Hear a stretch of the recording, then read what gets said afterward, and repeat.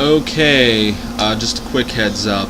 I did do a little bit more digging. I did actually find an Abenaki dictionary, and I found an Iroquois dictionary. The only problem is that each one covering like one of the many varieties of those two languages.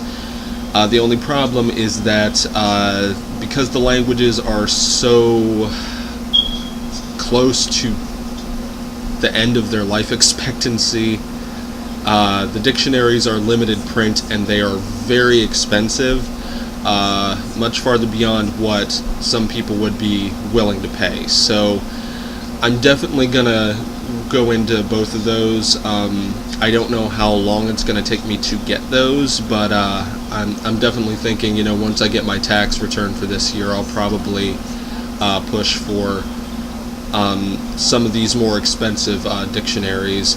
I did get a small one of the dictionaries for the Ojibwe before I figured that out as per my original plan. I'll do some stuff with Ojibwe. The thing with that, though, is that language is pretty... With America, the continental U.S., these languages were practically obliterated, especially very, very harshly in the late 1800s. There was a massive push to, even among Native Americans, they wanted to obliterate their own culture to protect their children from harassment and judgment and everything else.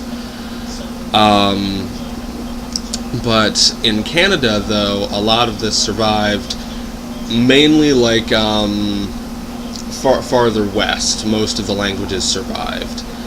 A lot of the ones in the east didn't, but most of the ones in the west survived, and kind of where that starts is at the Ojibwe, where the Odawa Nation was. So their language is actually doing fairly well. There's no fear that language is going extinct whatsoever.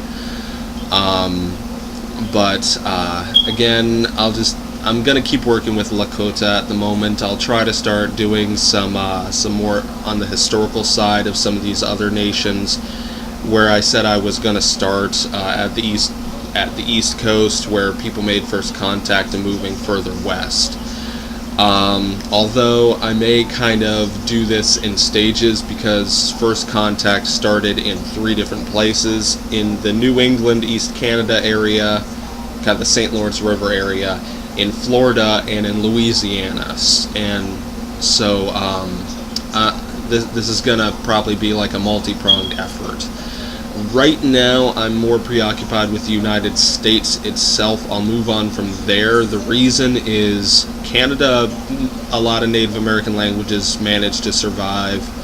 And Mexico, in southern Mexico, Native American culture actually became blended almost completely with Mexican custom. And in the northern part of Mexico, Native Americans were hunted down and exterminated for money.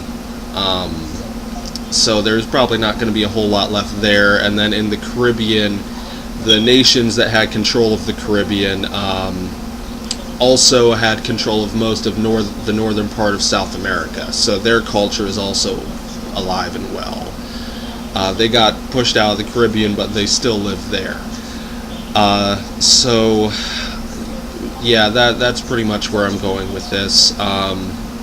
But until then, tune in next time.